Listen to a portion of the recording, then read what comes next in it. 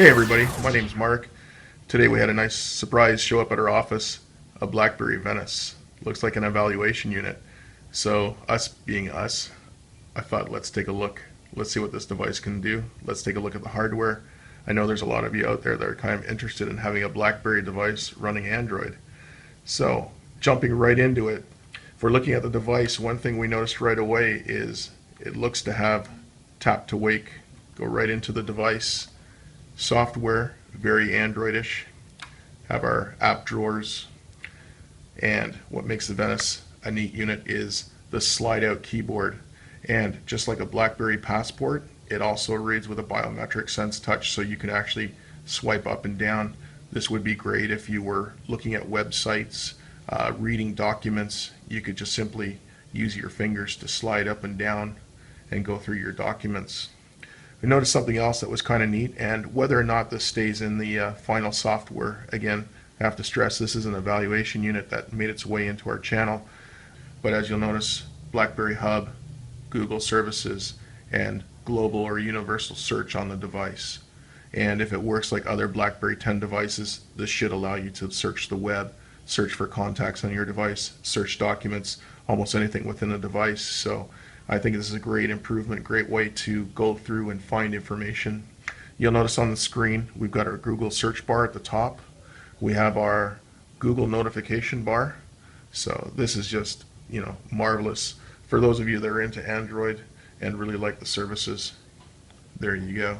Spin the device so you can see where some of the controls are. So you've seen the slide out keyboard. And one thing I have to stress is for those of you that were using a torch, where that unit ended or tended to be sort of bottom heavy or top light, and a lot of them would flip out of the hand. I have to say one thing about this: it is very comfortable whether you're using it closed or open.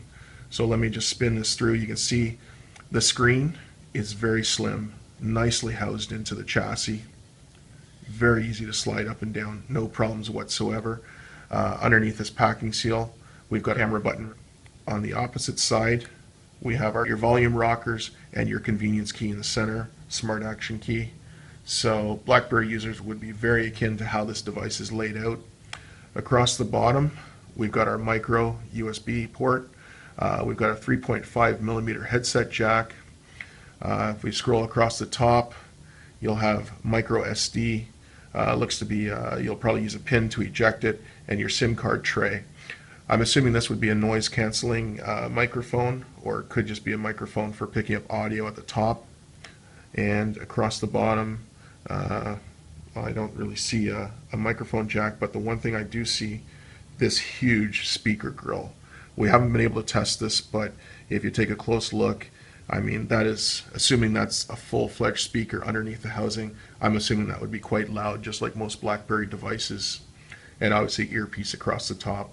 Not sure if there's anything embedded or hidden into the into those ports as well. And if we scroll over onto the back, the one thing you notice right away is that huge camera bezel. But I hope you like this video.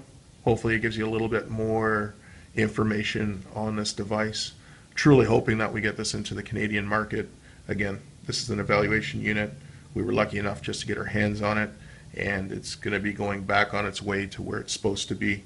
So for those of you looking for this device, keep your fingers crossed, and hopefully it'll come to your channel soon.